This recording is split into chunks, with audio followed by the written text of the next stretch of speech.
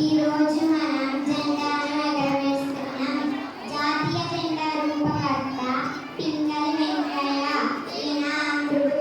ఈయన 1878 ఆగస్టు 2న ఆంధ్రప్రదేశ్ రాష్ట్రంలో కృష్ణా జిల్లా బట్లపెంగూరు గ్రామంలో జన్మించారు. ఈయన స్వాతంత్ర ఉద్యమంలో పాల్గొన్నారు. జాతీయ జెండాలో 3 రంగులు ఉన్నాయి. మొదటిది కాషాయం, ఇది అమలు చెందించిన రక్తానికి త్యాగానికి గుర్తు.